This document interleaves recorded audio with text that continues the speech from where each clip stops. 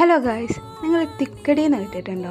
കണ്ടാൽ നമ്മുടെ കക്കറൊട്ടിൻ്റെയും കുഞ്ഞിപ്പത്തലിൻ്റെയും ഒക്കെ ഒരു അപരനായിട്ട് വരുമെങ്കിലും ഇതല്ല കേട്ടോ സാധനം. ഇതിൻ്റെ പ്രോസസ്സ് ഏകദേശം ഒരേപോലെയൊക്കെ തന്നെയാണ് കേട്ടോ. കക്കറൊട്ടിൻ്റെയും അല്ലെങ്കിൽ കുഞ്ഞിപ്പത്തലിൻ്റെ ഒക്കെ പോലെ തന്നെയാണ്. നമ്മൾ പത്തിരിക്ക് മാവ് കുഴക്കണ പോലെ മാവൊന്ന് വാട്ടി കുഴച്ചെടുത്തിട്ട് ചെറിയ ചെറിയ ബോൾസ് ആക്കി എടുക്കണേ.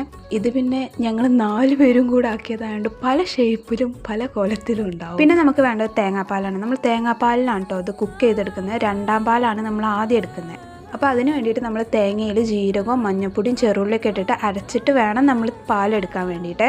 എന്നിട്ട് ആദ്യം നമ്മൾ 1ാം പാൽ തിളപ്പിച്ചിട്ട് അതിൽ വേണം നമ്മൾ ഉണ്ടാക്കി വെച്ചിട്ടുള്ള ബോൾസ് ഇട്ട് ഒന്ന് കുക്ക് ചെയ്തെടുക്കുക. അത് നല്ലപോലെ കുക്കായതിന് ശേഷം കേട്ടോ നമ്മൾ 1ാം പാൽ ഒഴിക്കുന്നത്. അത് ഒഴിച്ച് കഴിഞ്ഞാൽ ജസ്റ്റ് ഒന്ന് തിളപ്പിച്ചാൽ മതി. അപ്പോഴേക്കും നല്ല കുറുന്നനായിട്ടുണ്ടാവും. അതൊന്ന് സെറ്റായി കഴിഞ്ഞാൽ നമുക്ക് പിന്നെ താളിച്ചൊഴിക്കാം. വെളിച്ചെണ്ണയിൽ ചെറുള്ളിയും കറിവേപ്പിൻ്റെ ഇലയൊക്കെ ഇട്ടിട്ട് നമ്മൾ താളിച്ചൊഴിക്കും. ഈ ഒരു ഐറ്റം ചിക്കൻ കറീൻ്റെയും ബീഫ് കറീൻ്റെ ഒക്കെ കൂടെ അടിപൊളിയായിട്ട് പോകും. ഉണ്ടാക്കാത്തവർ എന്തായാലും ഒന്ന് ഉണ്ടാക്കി നോക്കണേ.